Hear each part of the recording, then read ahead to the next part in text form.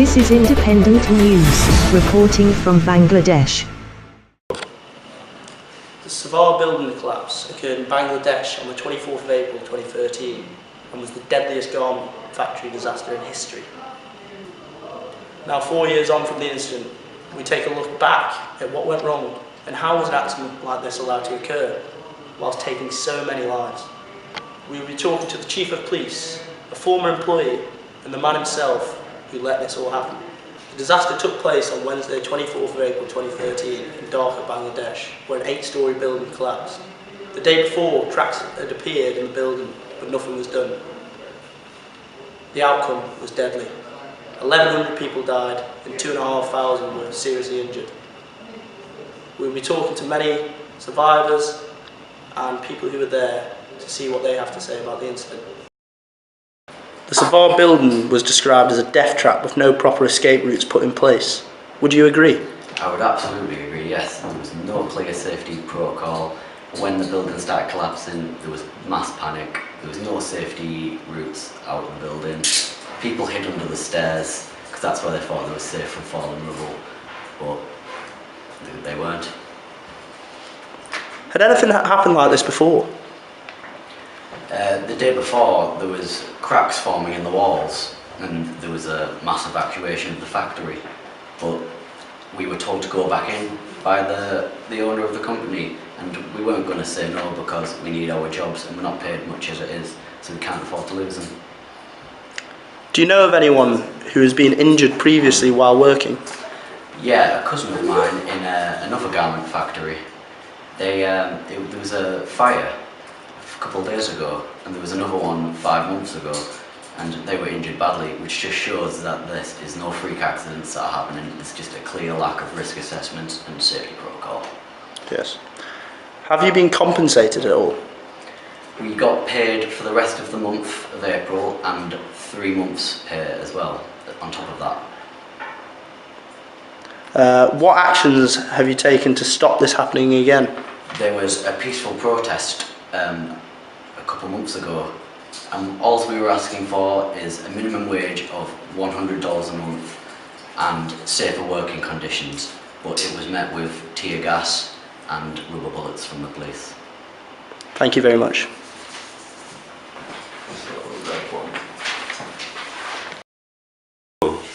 So you were the actual engineer who surveyed the building the day before, so what did you advise?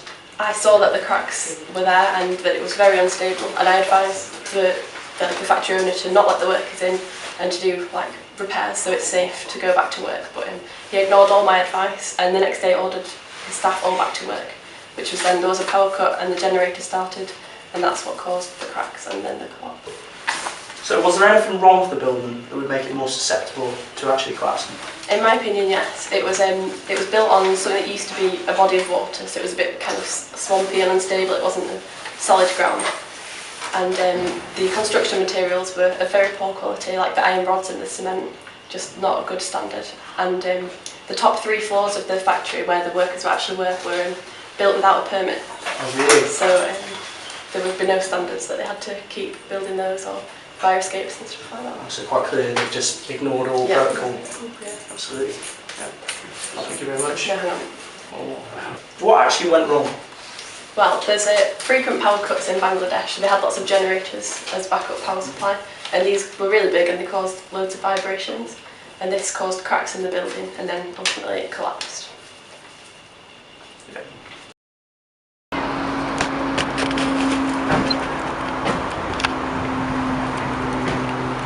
What happened? There was just some cosmetic damage in the wall. We didn't do anything wrong. Didn't do anything wrong? Well, I've heard that something quite different actually from an engineer who said that they advised you to stay out of the factory. We sent the workers home, but once we realised it was just some cosmetic damage, we sent them back, and we were under pressure from our stakeholders to get our work done. But quite clearly you managed to stay out of the building. No comment. Did you know anything like this was going to happen?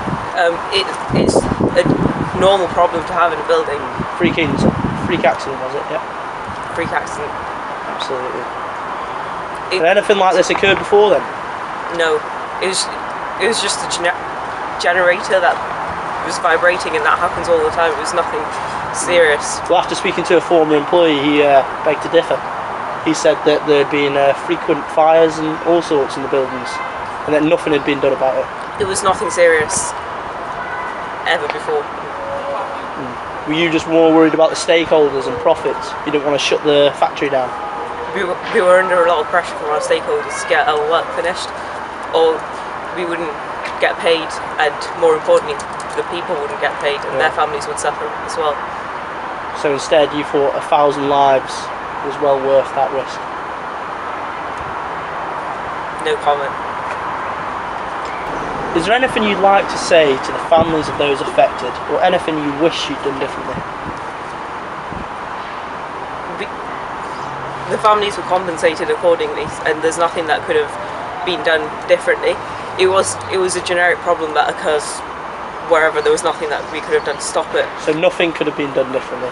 You couldn't have sent the workers home and had a proper look into the building and see what had actually gone wrong? We did do that. Why the cracks had occurred? We did send the workers home, but once we realised it was just a generic problem, we sent them back, and we were under pressure from our stakeholders to get the work done. It was just a cosmetic problem, and there was nothing seriously wrong with the building work. And rush hour on the next day, there clearly was a problem. That was just a generator problem that always occurs, so we didn't suspect anything was wrong. So over 1,000 people died, and you're showing no remorse at all? We have compensated the families accordingly, and we did spend more than a month looking for them and trying to help them and get them back to their families. But at the end of the day, mothers, fathers, uncles, aunties, sons and daughters have all died. At the end of the day, we followed the procedure, and there was nothing we could have done differently.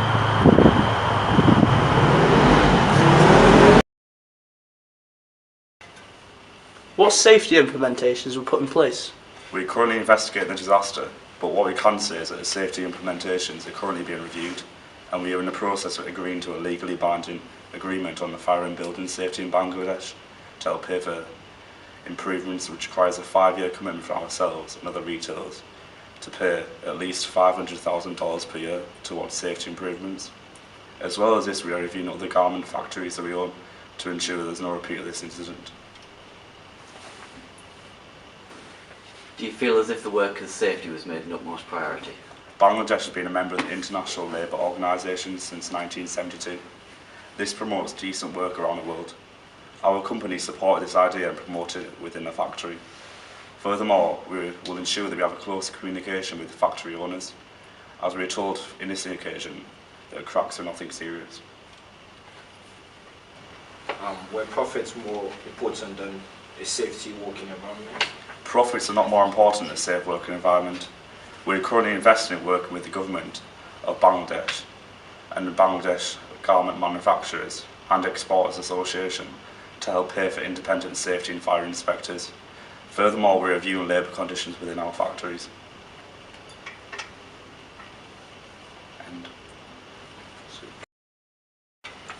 How did you rescue people when you arrived at the scene? The accident happened at 9, and we got there by 9:30 to be precise, and we couldn't use heavy machineries due to the amount of damage being done. So we had to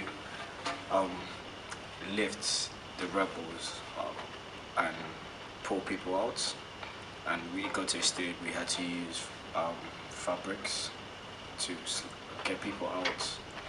Yeah. You were offered help for the search by the UN and refused. Why was this? It wasn't out of any disrespect. We thought we could handle it ourselves. We had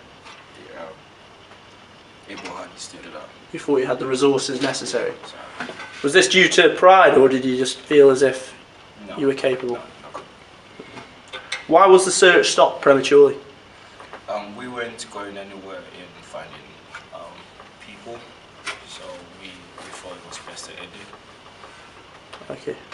Thank you very much. People were found after you'd finished the search. Do you regret finishing the search so early?